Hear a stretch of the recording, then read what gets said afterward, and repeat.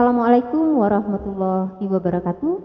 Kembali lagi kita di acara PAMOR, Pengadilan Agama Mentok Obrolan Ringan. Bersama saya Herdi Oktarina SHMH.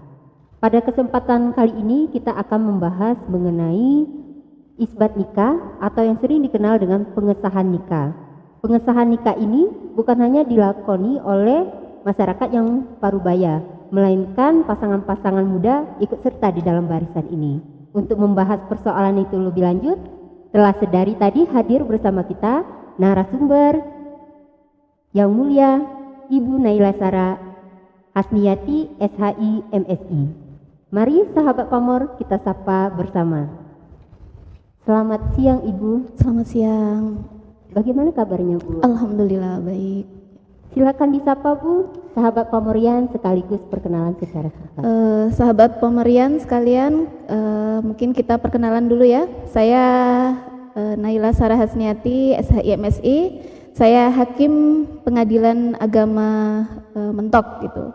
Dan ini tugas pertama saya sebagai hakim di sinilah, di Pengadilan Agama Mentok ini. Untuk diketahui sahabat Pamorian, Ibu Naila Sara SHI MSI ini bertugas di Pengadilan Agama Mentok sejak akhir tahun 2020 ya Bu? Sejak Mei 2020. Sejak Mei 2020 hingga sekarang. Berbicara mengenai isbat nikah atau yang sering dikenal dengan pengesahan nikah. Sebenarnya apa Bu isbat nikah itu sendiri? Isbat nikah atau tadi ya Ibu sudah jelaskan pengesahan nikah mungkin ya kalau untuk singkatnya. Jadi isbat nikah adalah pengesahan ya atas perkawinan yang sudah dilakukan tetapi hanya berdasarkan hukum Islam saja atau berdasarkan agama saja, akan tetapi tidak dicatat oleh KUA atau oleh pejabat pencatat nikah yang berwenang, sehingga dengan adanya isbat nikah ini kalau itu dikabulkan kan nanti pernikahannya diharapkan akan memiliki kekuatan hukum seperti itu. Berarti kalau yang sering dikenal dengan masyarakat itu sebutannya nikah siri begitu Bu? Ya bisa dikatakan seperti itu, isbat nikah terhadap pernikahan siri mungkin begitu ya. Yang dikenal masyarakat seperti itu, pernikahan siri. Selama Ibu bertugas ini 2 tahun terakhir ini ya Bu ya. Itu perkara permohonan isbat nikah itu banyak atau tidak Bu masuk ke Pengadilan Agama Mentok ini? Kalau kita lihat dari data SIPP PA Mentok ini ya, 2 tahun terakhir mengalami kenaikan gitu. Jadi di 2020 untuk isbat nikah sendiri itu ada 20 perkara. 20 perkara. Ya, 20 perkara. Kemudian di tahun 2021 naik jumlahnya 36 perkara. 36 ya. perkara. Artinya mengalami kenaikan ya itu. Kemudian di 2022 di bulan Januari kita sudah ada 3 perkara isbat nikah. Di awal tahun di awal tahun sudah dibuka dengan isbat nikah ya, ada 3 perkara isbat nikah. Sahabat Pamorian, di tahun 2022 ini telah masuk 3 perkara. Artinya di 2 tahun belakang itu terjadi peningkatan perkara, mulai dari 20 perkara tadinya ya Bu ya, hingga tahun 2001 itu menjadi 36 perkara. 36 perkara. Untuk tahun ini karena tahunnya masih berjalan, berarti kita belum mengetahui berapa perkembangan perkara isbat nikah untuk tahun ini ya Bu. Iya, betul. Ibu, apakah pernikahan itu harus tercatat dan sah secara hukum agama? Secara hukum agama dan nasional dan nasional. Ya, tentu harus. Jadi pernikahan itu sah apabila dilakukan sesuai dengan tata cara agama ya, agama dan kepercayaan dan dicatatkan. Nah, itu jadi 2 hal yang tidak bisa dipisahkan. Ya. Jadi dalam Undang-Undang Perkawinan nomor 1 tahun 1974 yang sudah dirubah dengan Undang-Undang nomor 16 tahun 2019 di pasal 2 ayat 1, perkawinan adalah sah apabila dilakukan menurut hukum masing-masing agamanya dan kepercayaannya. Kemudian di ayat 2, tiap-tiap perkawinan dicatat menurut peraturan perundang-undangan yang berlaku gitu. Kemudian di PP nomor 9 tahun 1975 tentang pelaksanaan undang-undang perkawinan ya. Itu juga ditegaskan kembali di pasal 10 ayat 3 perkawinan harus dilakukan di hadapan pegawai pencatat nikah dan dihadiri oleh 2 orang saksi ya. Artinya memang pernikahan siri yang biasa masyarakat kenal itu ya, pernikahan yang hanya dilakukan secara agama dan tidak tercatat, itu adalah perkawinan yang tidak sah menurut undang-undang perkawinan dan peraturan pelaksananya gitu. Jadi kenapa bisa seperti itu ya? Karena memang pencatatan perkawinan itu memiliki kedudukan yang sangat penting gitu ya. Dia memiliki kedudukan yang sangat penting karena pencatatan perkawinan ini bertujuan untuk memberikan status hukum yang jelas terhadap perkawinan itu, terhadap status istri, suami seperti itu, dan sebagai bukti otentik bahwa sudah ada terjadi perkawinan seperti itu, sehingga bahaya-bahaya yang timbul ya, seperti ketidakjelasan status istri, ketidakjelasan status anak, itu bisa dihindari. Nah, karena sangat pentingnya pencatatan perkawinan ini, maka dengan adanya ijtihad baru, ijtihad insya'i, dengan menggunakan kaidah darul mafasid muqaddamun ala jalbil masalih ya, menolak mafsadat didahulukan demi mendatangkan kemaslahatan atau kebaikan, maka pencatatan perkawinan itu masuk dalam syarat sah perkawinan gitu. Jadi sahabat Pamorian, kita telah mendengar sendiri bahwa pencatatan perkawinan itu wajib ya Bu ya? Ya, termasuk syarat sah dari perkawinan. Gitu. Selain sah menurut agama, ya tentu. Juga harus tercatat secara negara. Betul sekali seperti itu. Ya. Kalau untuk mengajukan permohonan isbat nikah ini Bu, tentunya pasti ada syarat-syaratnya ya Bu. Iya. Apa aja sih Bu syarat untuk mengajukan permohonan isbat nikah ini ya? Jadi isbat nikah sendiri itu sebenarnya ada 2 ya, ada sifatnya volunter, ada sifatnya kontensius. Itu volunter itu artinya sifatnya permohonan, kalau kontensius itu berarti sifatnya gugatan seperti itu. Nah, untuk yang volunter ini yang mengajukan adalah suami istri, jadi kedua belah pihak harus mengajukan sebagai pemohon 1 dan pemohon 2. Sedangkan kontensius ini ya, apabila yang mengajukan itu salah satu pihak ya, suami atau istri, maka yang tidak mengajukan itu menjadi pihak lawan, menjadi termohon gitu, atau salah satu pihak sudah meninggal, nah, maka dia mengajukannya juga kontensius, bukan lagi volunter, dengan mendudukkan ahli warisnya sebagai termohon. Nah, untuk syaratnya sendiri, kalau yang di PA Mentok ini ya, memang foto ya di PA Mentok ini fotokopi KTP, kemudian ada surat keterangan dari KUA bahwa pernikahan itu belum tercatat, dan tentunya juga nanti akan dibantu dibuatkan surat permohonan, kemudian dan tentunya membayar panjar biaya karena tidak ada perkara kalau tidak dibayar ya panjarnya seperti itu. Kalau yang syaratnya tadi kayak KTP, kayak surat keterangan dari KUA, tentunya itu ada legis atau gimana Bu? Ya, itu nanti sebagai bukti ya, bukti surat itu tentunya harus dimeteraikan dulu, kemudian di nasgelen gitu. Ini dari pengalaman Ibu selama sidang ini ya. Mengapa masyarakat itu lebih sering memilih nikah siri? Iya. Atau nikah tidak tercatat? Oke. PA Mentok ini kan mewilayahi Kabupaten Bangka Barat ya, Kabupaten Bangka Barat. Jadi sebenarnya kalau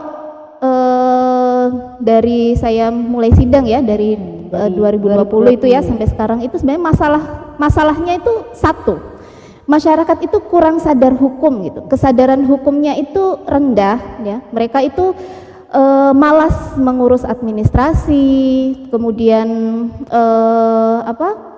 malas berbelit-belit, maunya yang gampang saja gitu. Misalnya saja banyak perkara yang misalnya dia masih di bawah umur nih kan gitu, harusnya kan mengajukan dispensasi nikah kan, tapi karena malas, tidak mau datang ke pengadilan untuk mengurus dispensasi nikah gitu, akhirnya ya sudah ambil jalan pintas, jalan cepat saja nikah siri. Atau juga banyak juga kasus yang salah satu pihak itu masih terikat perkawinan dengan pihak lain gitu. Nah, karena praktek di masyarakat yang sering terjadi di Bangka Barat itu, mereka ditinggalkan pasangannya sudah lama atau ditalak suaminya, kejadian-kejadian yang seperti itu dianggap oleh mereka itu sudah sebagai perceraian, sehingga ketika mereka bertemu dengan orang lain dan ingin menikah karena tidak punya akta cerai, ya akhirnya jalan pintas, nikah siri kan, seperti itu. Nah, dan diperburuk lagi praktek di masyarakat, pernikahan siri ini difasilitasi. Artinya ada oknum-oknum yang memang mengaku sebagai penghulu dan mereka menerima siapa saja yang ingin menikah siri. Akhirnya masyarakat ya sangat terbantu ketika ingin menikah siri. Oh, ini ada kok yang mau menikahkan, seperti itu. Ada fasilitator. Ya, padahal ada itu fasilitatornya. sebenarnya bukan wewenang Mereka gitu ya. ya. Seharusnya yang lebih berwenang tadi itu pencatat pegawai pencatat nikah, ya mereka juga bukan orang KUA, bukan apa, tapi mengaku sebagai penghulu dan berarti menikahkan. di masyarakat terdapat oknum-oknum yang tidak bertanggung jawab seperti itu ya. Banyak itu kejadiannya. Di pernikahan tidak tercatat ini Bu, tentunya memiliki konsekuensi hukum. Ya. Apa sih Bu konsekuensi dari pernikahan tidak tercatat ini? Konsekuensinya banyak sekali ya, terutama dampaknya itu sangat terasa untuk istri dan anak gitu ya. Jadi jelas yang pertama dampaknya ketika mereka melakukan pernikahan, mereka tidak bisa mendapatkan akta nikah ya, karena memang pernikahannya tidak tercatat. Padahal akta nikah itu sebagai dasar mereka untuk membuat dokumen ya, seperti KTP misalnya kan harus merubah status menjadi kawin gitu kan. Nah, sementara mereka nggak ada dasarnya. Kemudian kakak gitu juga, mereka mau gabung kakak nggak bisa juga karena nggak ada dasarnya, nggak ada akta nikah. Akta kelahiran anak bisa diurus, tapi pasti hanya akan tercantum nama ibunya saja ya, tidak ada nama ayahnya. Kemudian untuk mengurus paspor dan lain-lain, nah itu semua akan kesulitan. Kemudian untuk istrinya, nah ini yang sering terjadi, rentan sekali. Jadi ketika suaminya tidak menjalankan kewajibannya, tidak memberikan hak-hak istri seperti nafkah atau dan lain-lain, istri tidak bisa menuntut secara hukum gitu, karena memang pernikahannya tidak mempunyai kekuatan hukum ya, karena tidak tercatat. Kemudian untuk anak ini tadi akta kelahiran misalnya, itu pasti hanya akan tercantum nama ibunya saja, tidak bisa mau dicantumkan nama ayahnya, kan tidak ada akta nikah gitu. Atau anak itu juga hanya bisa apa ya, mewarisi dari ibunya saja gitu, karena tidak ada bukti otentik bahwa dia adalah anak dari ayah ini, seperti itu. Dari pernikahan yang tidak tercatat. Iya. Ya. Sahabat Pamurian, menarik sekali perbincangan kita pada sore hari ini. Nah, pasti sahabat semua bertanya, kalau sudah terjadi pernikahan tidak tercatat atau menikah secara siri, bagaimana untuk mengesahkan pernikahan tersebut agar sesuai dengan hukum yang berlaku secara nasional? Nah, itu bagaimana itu, Bu? Oke, tentunya solusinya kalau bagi yang beragama Islam adalah mengajukan isbat nikah ya, tadi ya, permohonan isbat nikah gitu. Karena dalam kompilasi hukum Islam ya, pasal 7, perkawinan hanya dapat dibuktikan dengan akta nikah yang dibuat oleh pegawai pencatat nikah.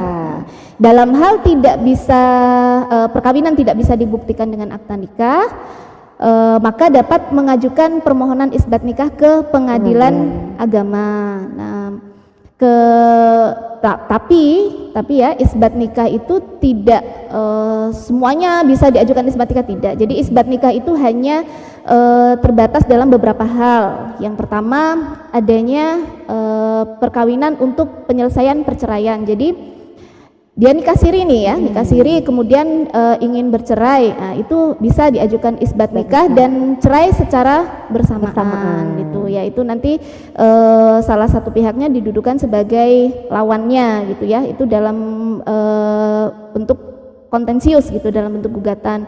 Kemudian isbat nikah juga bisa diajukan ketika akta nikahnya hilang itu, atau ada keraguan mengenai sah tidaknya salah satu syarat perkawinan, atau perkawinan yang terjadi sebelum adanya Undang-Undang Nomor 1 Tahun 1974, atau perkawinan yang dilakukan oleh mereka yang tidak mempunyai halangan perkawinan berdasarkan Undang-Undang Nomor 1 Tahun 1974. Seperti itu Ya. Bagaimana Bu kriteria ya perkara isbat nikah itu yang bisa diterima atau ditolak? Itu ya. Ya, betul. Tentunya memang semua perkara isbat nikah yang masuk ke pengadilan agama itu tidak semuanya dapat dikabulkan ya. Jadi ada memang ada. Jadi dikabulkan atau tidaknya suatu perkara itu jelas tergantung pembuktiannya ya. Kalau untuk isbat nikah berarti apakah para pihak ini bisa membuktikan bahwa pernikahan itu adalah sudah memenuhi syarat dan rukun perkawinan dan tidak ada peraturan perundang-undangan yang dilanggar seperti itu. Tapi kalau ternyata dua hal itu ternyata tidak terpenuhi, ya maka tidak bisa dikabulkan seperti itu. Jika perkara isbat ini tidak dikabulkan, ya. Apa solusinya bagi para pemohon? Iya, solusinya adalah menikah baru gitu. Tapi nanti dengan catatan apa yang menjadi permasalahan mereka itu sehingga tidak dikabulkan itu biasanya kalau di sini itu ya biasanya yang banyak yang sering di masyarakat Bangka Barat itu adalah karena status mereka. Jadi jadi mereka itu sebenarnya masih terikat perkawinan dengan orang lain. Nah, karena tidak mau mengurus ke pengadilan, tidak mau mengurus perceraian itu, akhirnya mereka menikah. Nah, itulah akhirnya nanti ketika isbat nikah bermasalah di situ. Mereka termasuk orang-orang yang terhalang kan gitu, memiliki halangan perkawinan. Nah, hal-hal yang seperti itu harus dibereskan dulu. Kalau mereka masih terikat perkawinan, ya berarti selesaikan dulu di pengadilan dengan perceraian. Kalau sudah selesai, sudah terima akta nikah, kalau untuk yang perempuan sudah selesai masa iddah, maka mereka bisa menikah kembali. Ini Bu, ini yang sangat penting Bu. Jika di dalam pernikahan tidak tercatat ini Bu, lahir anak, ya, bagaimana status anak tersebut dari pernikahan yang tidak tercatat dan bermasalah? Jadi sudah tidak tercatat, bermasalah lagi. Pula, iya. Jelas status anaknya itu kalau di mata hukum ya, di mata negara itu akan menjadi anak tidak sah gitu. Ya, karena anak sah itu adalah anak yang lahir dari perkawinan yang sah. Perkawinan yang sah yang mana? Perkawinan yang sah adalah perkawinan yang dilakukan secara hukum agama dan dicatatkan. Nah, seperti itu. Statusnya seperti itu dan dia hanya bisa mempunyai hubungan hukum dengan ibunya dan keluarga ibunya saja itu. Dia tidak mempunyai hubungan hukum dengan ayahnya dan tadi yang sudah kita singgung kalau dia bikin akta kelahiran hanya akan bisa mencantumkan nama ibu yang melahirkannya saja, tidak ada nama ayahnya seperti itu. Nah, solusinya tadi kalau pernikahannya bermasalah seperti ini, anaknya gimana? Kalau tidak bermasalah kan tidak perlu repot ya. Kalau isbat nikah sudah dikabulkan secara otomatis anaknya juga sudah include di dalamnya gitu kan. Tapi kalau bermasalah gimana? Solusinya adalah mengajukan asal usul anak. Nah, nanti asal usul anak ini kita bahas ya di podcast selanjutnya dengan narasumber yang lebih berpengalaman lagi gitu insyaallah. Sahabat Pamurian, setelah kita dengar tadi, berarti kita sahabat Pamurian semua menunggu Bu, menunggu tadi pembahasan mengenai asal usul anak karena hal ini merupakan hal yang sangat urgent. Iya, nanti insya Allah akan dibahas oleh Bapak Wakil Ketua kita ya. Nah, insya Allah lebih berpengalaman. Gitu. Mudah-mudahan nanti segera diluncurkan lagi podcast mengenai asal usul anak. Ini Bu, mengapa sih Bu perkara isbat ini baru diajukan oleh masyarakat? Apa penyebabnya? Nah, itu ya. Atau mengapa dia tuh mengajukan perkara isbat? Ya, itu tadi kembali kesadaran hukum mereka itu sangat rendah itu. Nah, ketika sudah ada masalah itu sudah mentok barulah mikir ke PA mentok gitu. Karena sudah mentok baru pikir ke PA mentok. Jadi latar belakangnya mereka dapat masalah. Ada masalah dulu ya. Biasanya masalahnya itu akta kelahiran anak mau sekolah nih, akta kelahirannya katanya sudah punya, nggak ada atau memang ada tapi hanya nama ibunya saja, atau mereka sedang berurusan dengan bank, atau juga mau daftar haji nih, itu juga sering seperti itu ya. Masalah yang timbul baru Betul. mereka mau menyelesaikan. Jarang ada karena kesadaran diri Kesadaran sendiri diri. untuk mencatat itu jarang. Jadi karena sudah mentok dulu baru datang ke PA mentok. Gitu ya. Ya mentok-mentok. Iya. Iya. Terakhir nih Bu, Mm-mm. apa saran bagi masyarakat yang melakukan pernikahan tidak tercatat? Sarannya ya untuk masyarakat yang sudah terlanjur melakukan pernikahan siri ya, pernikahan siri atau sudah dilakukan secara agama tapi tidak dicatatkan, maka silahkan mengajukan permohonan isbat nikah tadi dengan catatan pernikahannya bisa dibuktikan ya syarat dan rukunnya, kemudian tidak melanggar peraturan perundang-undangan. Sedangkan mungkin yang bermasalah ya tadi harus nikah baru kan gitu. Dan ini juga harusnya dibantu oleh aparat desa setempat ya seperti itu. Jadi memang Harus desa ada peran serta. ya peran serta gitu untuk memberikan apa istilahnya ya mungkin seperti penyuluhan, sosialisasi seperti itu ya agar masyarakat itu bisa sadar hukum seperti itu. Kayak adanya sosialisasi dari kepala desa atau camat Iya, kayak iya, gitu. betul ya. betul. Tadi saran Bu, sekarang pesan. Mm-mm. Pesan untuk sahabat Pamorian. Nah, itu apa Bu pesan untuk sahabat Pamorian? Pesan untuk sahabat Pamorian ya, karena kita sedang membahas mengenai pernikahan ya, isbat nikah, maka pesan saya untuk sahabat Pamorian sekalian, mari kita lakukan pernikahan dengan benar sesuai dengan hukum yang berlaku, maka lakukan pernikahan sesuai dengan hukum agama dan dicatatkan. Seperti itu. Terima kasih Bu atas ilmunya pada siang hari ini. Semoga bermanfaat bagi sahabat Pamorian. Ya, amin, amin. Sahabat Pamorian, demikian tadi perbincangan kita dengan Yang Mulia Ibu Naila Sara Hasniati SHI MSI. Semoga dengan perbincangan kita kali ini bisa menambah wawasan sahabat Pamorian semua. Sebelum kita akhiri, seperti biasa, jangan lupa untuk like, comment, share, and subscribe channel YouTube Pengadilan Agama Mentok. Wassalamualaikum warahmatullahi wabarakatuh.